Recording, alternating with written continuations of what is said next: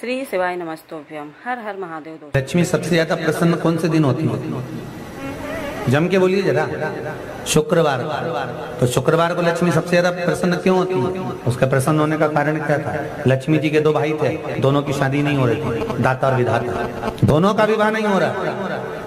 और दाता विधाता के लिए लक्ष्मी बड़ी परेशान थी। रोज नारायण से कहती थी, प्रभु कुछ कृपा करिए, दाता विधाता का विवाह नहीं हो रहा, उम्र होती चली जा रही, इनका कुछ करिए प्रभु, आप नारायण आप कुछ तो कर सकते हो। भगवान नारायण ने तब लक्ष्मी से कहा, एक काम करो, बेलपत्री के पेड़ के नीचे बैठकर लक्ष्मी तुम अनुष्ठान करो तुम्हारे भाइयों के विवाह के लिए। इसलिए आज भी हमारे हिंदू धर्म की रीति है कि बेलपत्री के पेड़ के नीचे शाम के समय लक्ष्मी का वासा होता है। इसलिए लोग इस बेलपत्री के पेड़ के नीचे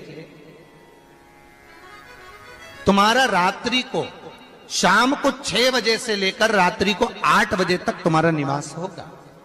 जैसे पीपल के पेड़ में देवताओं का निवास, आप लोगों ने यदि पद्म पुराण पढ़ी होगी या सुनी होगी तो उसमें स्पष्ट कहा है। पीपल के वृक्ष की गणना ध्यान देना, पीपल के वृक्ष में सुबह 4 बजे से लेकर 7 बजे तक ब्रह्मा जी का वासा होता है। पीपल के वृक्ष में सुबह 7 बजे तक ब्रह्मा जी का वासा, 7 बजे से लेकर 10:30 बजे तक पीपल के वृक्ष में भगवान विष्णु का वासा होता है। कितनी बजे तक? 10:30। 10:30 से लेकर 11:30 12 बजे तक पीपल के वृक्ष में पितरों का वासा होता है। इसलिए हमारे यहाँ पितरों को श्राद्ध पक्ष में जो भोजन कराया जाता है वो 10:30 से 12 के बीच में कराया जाता है। 12 बजे के बाद पीपल के वृक्ष में दोपहर के 1:30 बजे तक आहूतों का वासा रहता है। आहूत कौन? जो गर्भ में शांत हो गए, जो कुंवारी अवस्था में शांत हो गए, जो जन्म लेने के बाद उनका विवाह नहीं हुआ और शांत हो गए, उन आहूतों का वासा उस पीपल के वृक्ष में दोपहर में 1:30 बजे तक रहता है। उसके बाद में प्रेतों का वासा चालू होता है। इसलिए दोपहर के समय पीपल के पेड़ की परिक्रमा नहीं होती। फिर शाम को 4 बजे से 7 बजे तक पीपल के वृक्ष में शंकर जी का वासा होता है। इसलिए शाम के समय पीपल की परिक्रमा नहीं होती। 7 बजे के बाद में पीपल के वृक्ष में रात्रि को 9 बजे तक कुबेर का वासा होता है। फिर 9 बजे के बाद में प्रेतवास चालू होता है पीपल के वृक्ष में। उसी तरह बेलपत्री का जो वृक्ष है, उस बेलपत्री के वृक्ष के नीचे रात्रि को 8 बजे से लेकर 12 बजे तक बेलपत्री के पेड़ के नीचे कुबेर का निवास होता है। महाराज कुबेर का निवास। प्रयास करा करो इसी बेलपत्री के पेड़ के नीचे हम दीप लगाएं, घी का दीप। यदि संपदा की कमी हो तो, अगर भगवान ने खूब संपदा दी है तो भले मत लगाओ, कोई दिक्कत। महामृत्युंजय मंत्र का यदि आप जाप करते हो और आपको मालूम पड़ गया कि शरीर में मुझे ये रोग हो गया है, मुझे शुगर हो गया है, मुझे बीपी हो गया है, मेरा ब्लड प्रेशर ऊंचा नीचा रह रहा है, कोई भयंकर रोग, मेरे रिश्तेदार को कोई कैंसर जैसा रोग हो गया, किसी को कोई थायराइड हो गया, किसी को कोई किडनी और लीवर में सूजन हो गई, किसी को कहीं किडनी और लीवर में तकलीफ हो गई, तो शिव महापुराण की कथा कहती है, नवग्रह शिव महापुराण की कथा कहती है कि बेलपत्री के वृक्ष के नीचे महामृत्युंजय मंत्र का जाप जो शुक्रवार की शुक्रवार घी का दिया लगा कर करता है, उसके रोग बाबा देवाधिदेव महादेव समाप्त करते चले जाते हैं। ये संजीवनी मंत्र शुक्रवार के दिन भगवान शंकर को शुक्र को दिया था, इसलिए उसकी प्रधानता है।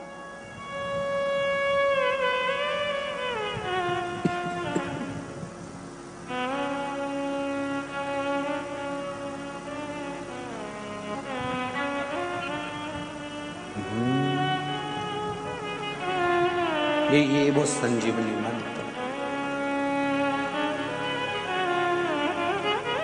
शुक्रवार के दिन बेलपत्री के वृक्ष के नीचे बैठकर घृत का दिया लगाकर शरीर में जो रोग है उसका स्मरण कर कर शंकर जी से विनय कर कर, हे भोलेनाथ आपने शुक्र देवता को संजीवनी मंत्र दिया है, तो क्या आप मेरे को वो मंत्र प्रदान नहीं करोगे? मेरे रोग, मेरी बीमारी, मेरे दुख को आप नहीं हरोगे?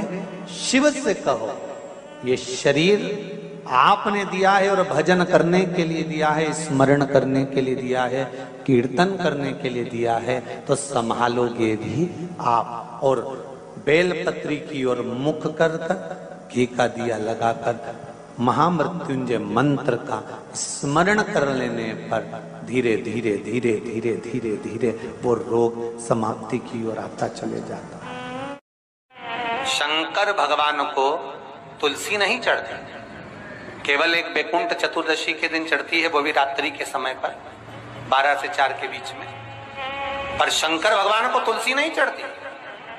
पर पद्म पुराण कहती है कि शंकर भगवान के मंदिर के बाहर जो तुलसी का वृंद लगाया जाता है, शिव जी के मंदिर के बाहर जो तुलसी का पौधा लगा रहता है या लगाया जाता है, उस तुलसी के पौधे में जितनी मंजरियां लगती हैं, उस मंजरियों में जितने दाने लगते हैं, उतने दाने गिन लिए जाएं और उतने समय का बैकुंठ का वास उस मनुष्य को प्राप्त हो जाता है महाराज मृत्यु के बाद।